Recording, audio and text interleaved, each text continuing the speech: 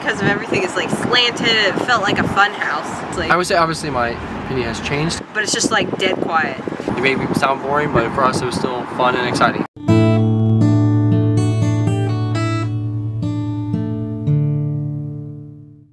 Hey everyone, we're doing another recap for day 8. We are in York right now. I don't know if you can tell, but the wall's behind us. We're on the wall.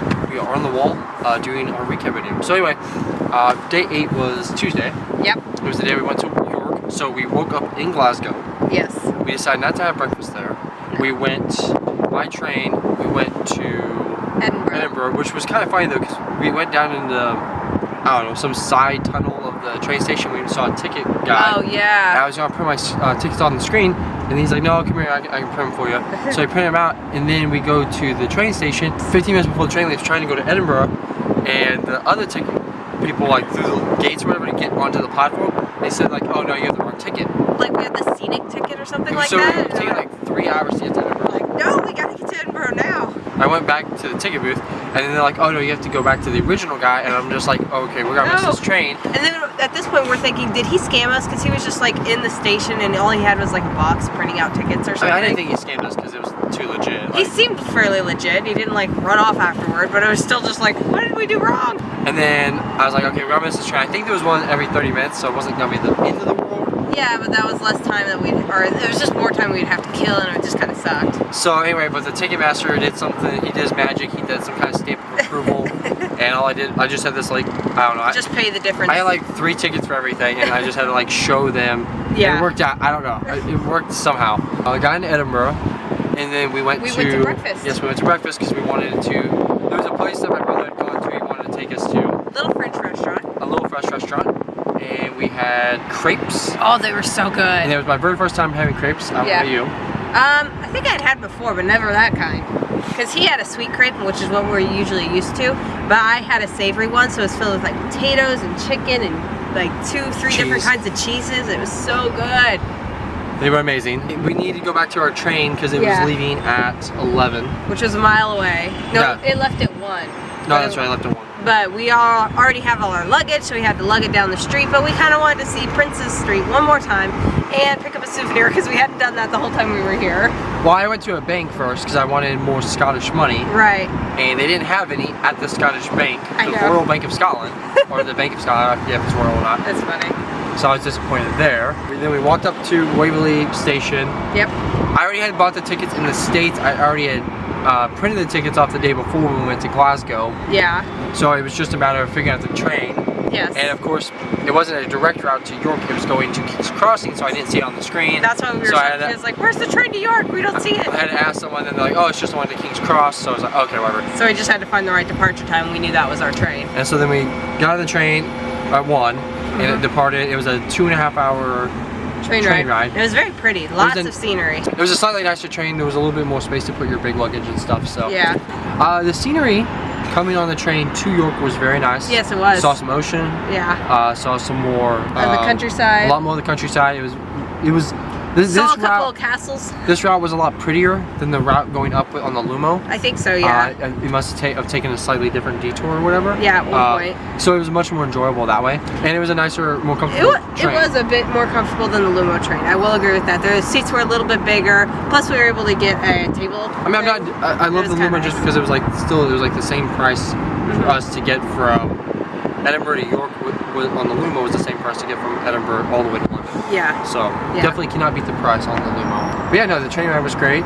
And then we arrived in New York around 3:30. Yep. And Laura, who's a subscriber but also a close friend of ours, very good friend now, met us at the train station and kind of helped us find our Airbnb. Yeah, she kind of gave us the lay of the land and what things were, and she knows so much about this town because she's lived here all her life, and so she was just like our personal tour guide. We took a bus first. We took a bus first, but apparently the public transport in York is not near as good. No, it's like not as reliable, I guess. Yeah, sometimes they show up, sometimes they don't.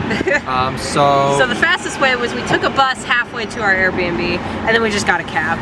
Uber or whatever, I'm not for sure. So yeah, but then we get there, we go into the hotel, or we go into the Airbnb, unload our stuff, and then, gosh, it's already like 5 or 6. Yeah, it was already pretty late. So then we went to the most haunted pub in York, which was the Golden Fleece. Had our dinner there with Laura. I forget, I had like a pie, like a steak pie. It wasn't steak and kidney, but it was I think it was steak steak and mushroom. ale or something. I think yours was steak and mushroom. And then you had fish and chips. I had fish and chips for officially the first time here in England, and it was pretty good. I liked it. And we had our It's a very meals. wonky building. Yes, that was what they look haunted just because of everything is like slanted. It felt like a fun house. Food was pretty good, I thought. I think it was just considered a pub. Oh, definitely just a pub. Yeah. Yeah. But it had like skeletons everywhere, and it was just a really creepy, like, I don't know. It was really hard to explain because it felt like it was down low. And all the. It's just a very old building, so I it's know pretty after cool. dinner we did walk.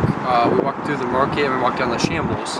Yes, we did, Even but though everything was technically everything was closed. closed, So but- we got to see the Shambles when it was closed, which is actually almost cooler in some ways because you can kind of see what the shops are, but it's just like dead quiet. And I will mention one quick thing: the Shambles, very interesting, a lot skinnier than I thought. Like I heard all this stuff about the Shambles, but the Shambles is more than that one road that goes through. There is so much more in that section. Technically, the Shambles is just the one. It is just you have technically the the one market. road, but you have the market and you have the surrounding roads that all have a very similar feel. The Shambles is just unique because it's the skinniest road and the buildings kind of like overhang each other. You're kind of like walking under some of the buildings as they're hanging over, so it's very cool. So yeah, nothing really too exciting. I think honestly, other than just walking around, and then we ended up walking all the way back to our Airbnb. So just yeah, that's kind of what we did. But we did walk by the wall a few times. We had not gone up on top of it yet, but we were very excited to do that the next day or so. So yeah, I think other than just showing up in York, having dinner, walking around a bit. Yeah.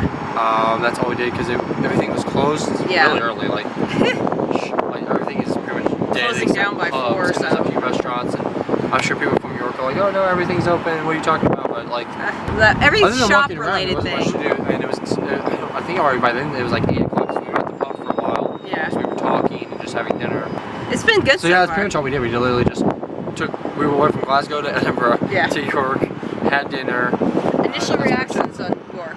Oh yeah. So my initial reaction, I was kind of disappointed in York. It's a smaller Honestly, town.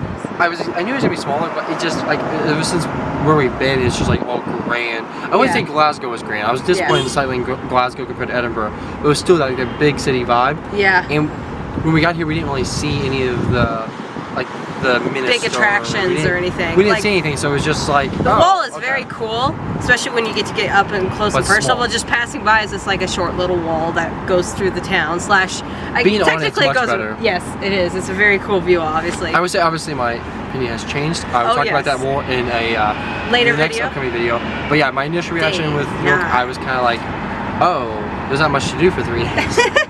No, but we found plenty of stuff to do, and we made some good close friends, and we'll explain all of that in the next video. Yeah, that's really about it. Yes. This is a short little recap. Like we said when we first got to York, not super crazy about it, a little uneventful, but our opinions changed very quickly once we got to walk the town.